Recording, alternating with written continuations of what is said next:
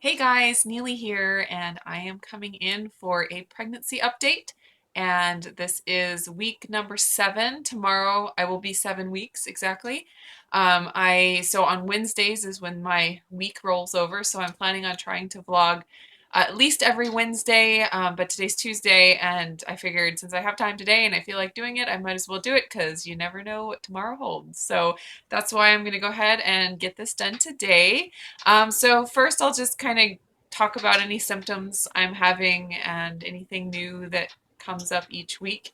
And so I talked about appetite last time, and that's still something that has been going on.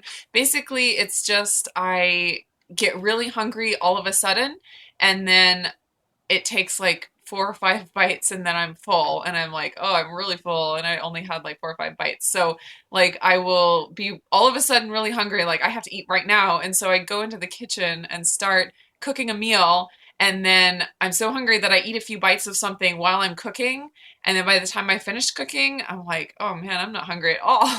And so then my meal like sits there for 2 or 3 hours until I'm ready to eat again. So I'm eating every 2 or 3 hours pretty much, and not a whole lot each time. Sometimes more than others. There's nothing too out of the ordinary yet, but just that, get really hungry really quickly and then get really full really quickly. So that's kind of interesting. Um, Let's see, I'm only having very slight fatigue so far. I've taken a few naps this week in the afternoon. Usually I don't have to take naps, but in my first trimester of pregnancy, usually by like 10 a.m., between 10 a.m. and noon, I have to have a nap or I'm gonna hurt somebody or just fall over. And I've had a couple naps this week, but I did have some busy things going on. And I'm also, cutting down on caffeine, cutting down on the caffeine in my coffee in the mornings. So that could be part of it too. So it may not be due to the pregnancy necessarily, but just due to the caffeine, um, cutting out the caffeine. So a little bit of fatigue, not bad though, really not bad at all. I feel really, really good, lots of energy for the most part, and yeah, really good. My morning sickness from other pregnancies usually starts like between like week 8 and week 10, somewhere in there. So I'm gearing up for that, and I actually wanted to talk in a minute about what my plans are to try to get rid of morning sickness or make it not as bad. So I figure might as well try things. There's some people that swear by some stuff, so I'm like, hey, I'll try it. Why not? What do I got to lose? So, anyways, that's pretty much it for the symptoms. I'm like I said, I'm feeling really great, and I am enjoying my coffee right now, trying to really enjoy it because in my other pregnancies, coffee has been one of my food aversions.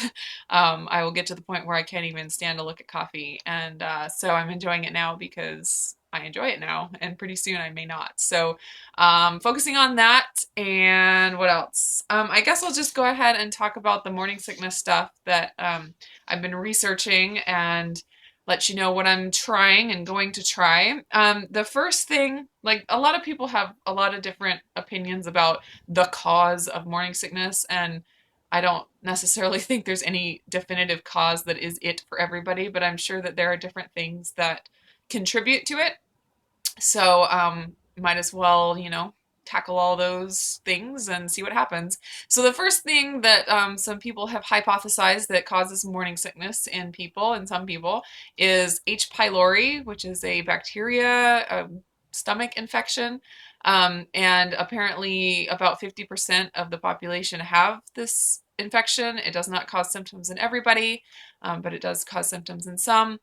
And it can sometimes just be dormant in your body and cause, low symptoms or no symptoms. And then when you get pregnant, it flares, or you start getting symptoms from it. And so that is hypothesized as one of the reasons for morning sickness. And so one treatment that is safe during pregnancy and that is recommended is using colloidal silver, which is kind of a natural antibiotic, I believe.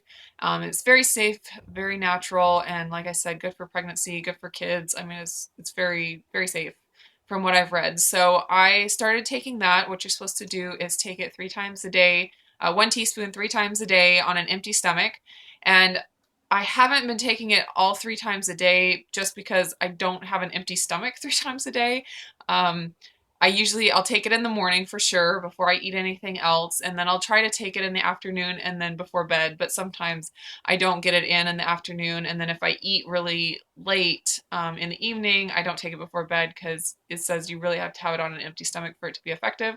So I figure I won't waste it if my stomach is not empty. And since I'm not having any morning sickness yet, I don't feel like I have to do this really intense, you know, period where I get in 3 times a day every single day. I feel like I can just, take it once or twice a day for these few weeks and kind of build it up. And then by the time morning sickness usually hits, hopefully it will have done what it needs to do and things won't be so bad.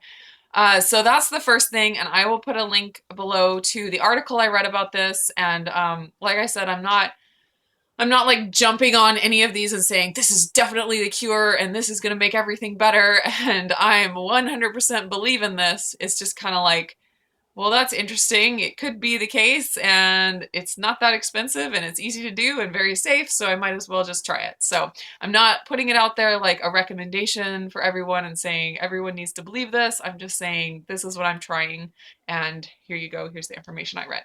So that's the first thing. The second thing is some people say that morning sickness can be caused by magnesium deficiency, and I don't necessarily think I'm deficient in magnesium because I don't have any of the symptoms. And I also supplement with magnesium, and I do take Epsom salt baths during the wintertime, like when it's cooler. So I feel like my body is fairly up on its magnesium stores. But one thing that I don't do that I'm going to start is doing a magnesium oil spray. And you can make that yourself. And I will link down below to an article again about how you can make a magnesium spray. And apparently it absorbs into your body really well through the skin. And so that's why the Epsom salt baths are good. And then also this spray made with magnesium flakes is supposed to be really good, a really good way to get it into your body, and it absorbs really, really well. So you can spray it on at bedtime, and it's supposed to help with sleep, like magnesium does. And you can do it. You can spray it on after your bath or whatever, and it's just a really good way to make sure your body is up on all of its magnesium stores. And I don't really know the difference between magnesium flakes and Epsom salt, but what the article I read said to use magnesium flakes and they weren't that expensive, so I went ahead and ordered a bag. And so, yeah, I haven't made it yet, but I need to do that real soon and start using it. And I'll let you know if I notice anything, any symptoms or anything, but or side effects or whatever. I don't know. I'll let you know what I think about it. But yeah, I'll link again to the article down below about how to make magnesium spray and why it is beneficial.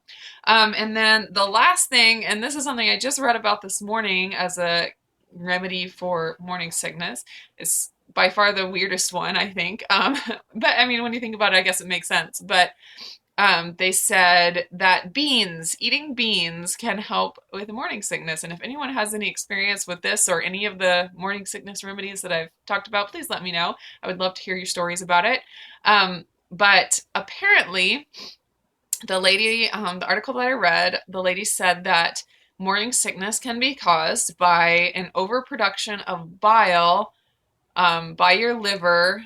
It's an overproduction of bile, and that is overproduced because of the HCG in your body, and that makes you nauseous. And one way to like kind of soak that up is to give yourself insoluble fiber, to eat some soluble fiber, I believe it was, soluble fiber. And apparently beans are one of the best sources of soluble fiber around. So basically it's recommended that whenever you start feeling nauseous, you eat about 1/4 of a cup of beans.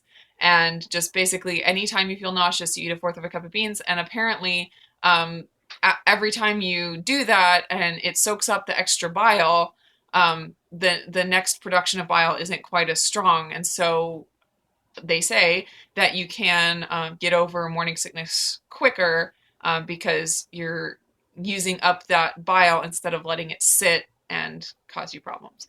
Another article I'll link to down below for you guys that are interested So I'm gonna try that. That's one that I can't really, do until I start feeling nauseous. So I'm just kind of keeping that one on the back burner. But the other two, the colloidal silver and the magnesium spray, I already started the colloidal silver and I'll start the magnesium spray here pretty soon. And I will definitely let you know if I notice any difference between, my previous pregnancies and this one. I never do get terrible morning sickness like some people do. I just get nauseous, enough for it to be really annoying and enough, to just want to eat simple carbohydrates, which I really would like to avoid this time. With my last pregnancy, I found myself eating gluten-free pretzels a lot, and even though they were gluten-free, they were still not healthy at all. So I really don't want to do that, and I think that makes the problem worse anyway. So, and like it helps in the short term, but it hurts in the long term. So I'm gonna do my best to not do that, but at the same time, those of you that have been pregnant know that you kind of just have to do what you have to do to get through it.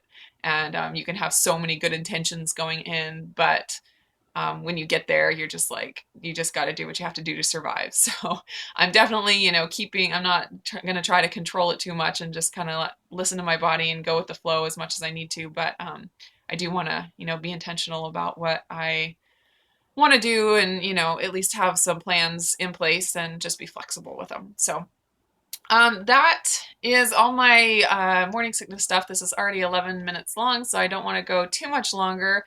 I would like to, like I said, do a video every week and kind of like this one, give a little bit of an update and then maybe talk about a specific whatever topic. Like this week it was morning sickness remedies.